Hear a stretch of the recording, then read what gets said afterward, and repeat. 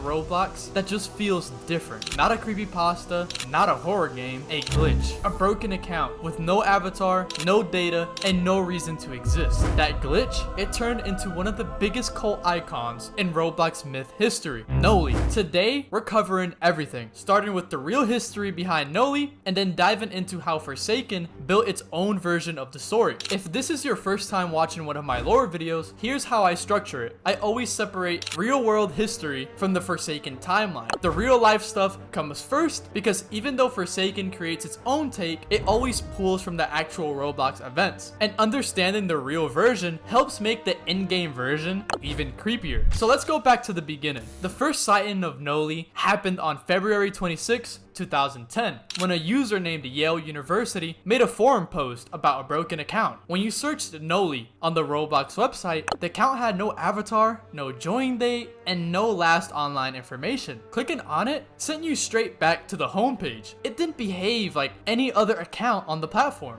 That's what made it eerie. There were no answers, no explanations, just a name and a system that didn't know what to do with it. This mystery spread fast. Players started coming up with theories. Some said it was a deleted admin account, others thought it was an old test profile, but some people went way deeper. A forum user named Chowda00 proposed one of the first full-on Noli mythologies. He claimed that Noli was part of a group of elite hackers created by 1X and called him the Destructor. Basically, he turned Noli into Roblox's apocalypse button. Chowda also connected Noli to a real Roblox item, the Void Star. That's where the symbolism really kicked in. He formed a group called Lost Void and built out the idea that Noli wasn't just a hacker, but a kind of digital god of destruction. Around the same time, an account called Sway Judy Noli was created, and it launched one of the first Noli-based games, The Tempest. From there, the myth just took off. Meanwhile, Roblox staff didn't offer much clarity. One forum mod, Accelerate, just called it a glitch. Another, Reese McBlocks, there is no prophecy, but there is also no Noli. Even that sounded cryptic. A third user, SaveASeal13,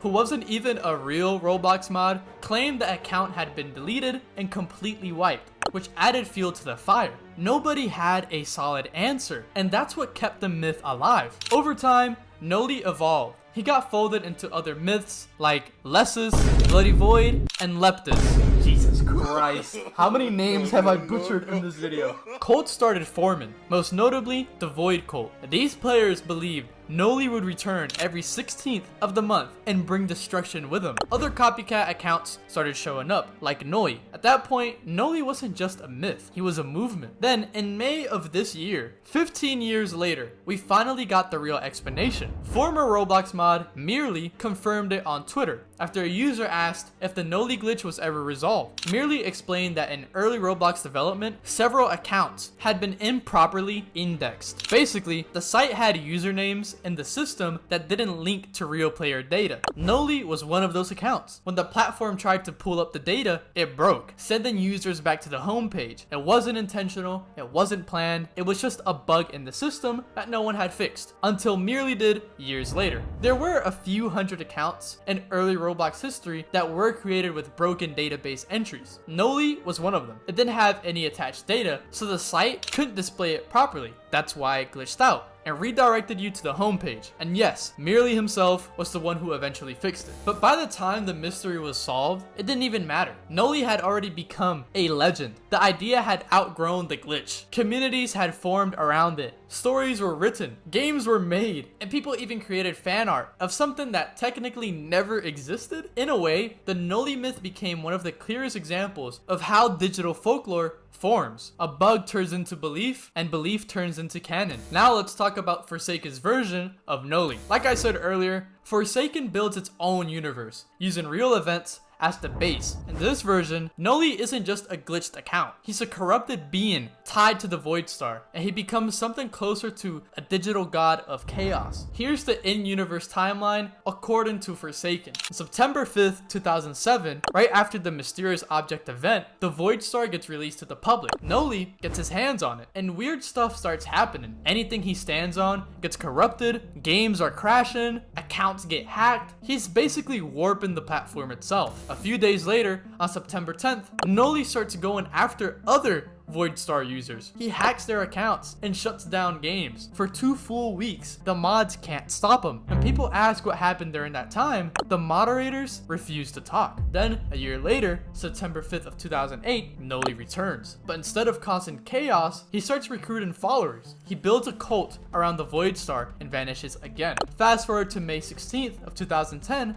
Noli's original account is revived through an exploit. His profile is full of question marks. He posts on the forums, and so darkness descends. One of the myth hunters contacts a moderator and wipes Noli's traces from the site, but it doesn't stick. Noli's followers believe he'll return. Starting in 2012, every 16th of the month, they hold summonings, rituals, waiting for their god to come back. By this point, the cultists aren't just acting in roleplay, they actively oppose the myth community itself. They think the myth hunters are the reason Noli disappeared in the first place. In some stories, they call the hunters blasphemers or truth breakers, believing that dissecting the myth kills its power. Forsaken plays into this tension. It frames the Void Cult as hostile, more like a resistance group than simple fans. These aren't followers who want to understand Noli. They want to bring him back, no matter what it costs. Forsaken uses this tension to build out the world further, showing the cult as a hostile faction that doesn't want Noli analyzed. They want him worshipped.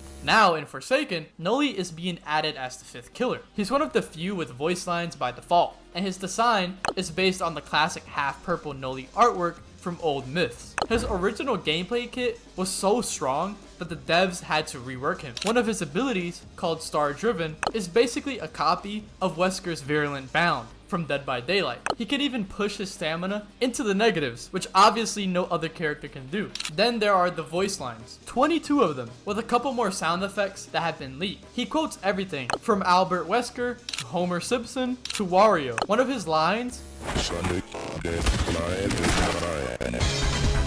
comes from Metallic Madness, Bad Future from Sonic CD. Another is literally just him yelling like Homer. Some lines are memes, some are direct lifts from other characters, and some are just unhinged. The goal is to make Noli feel like a chaotic echo of everything and nothing. And there's more to his backstory. Forsaken confirms that Noli and 7 and 7 used to be best friends. The two exploited together, wrote games, and caused chaos on the platform. But then 7 and 7 pressured Noli into using the Voidstar, and that's what changed them. There's even a theory that Noli killed Darkheart, the creator of the Voidstar. Although nothing's been confirmed, still, the devs have hinted at it multiple times. The way Forsaken tells it, the Voidstar needed something to consume, and it consumed Noli. That's why he's so unstable in game. He's not just a corrupted killer. He's someone who's been broken down by the very object that gave him power. He's glitched, cursed, and constantly on the edge of total collapse. Just like the original account that started this whole thing. If you guys made it this far into the video, you might as well like and subscribe.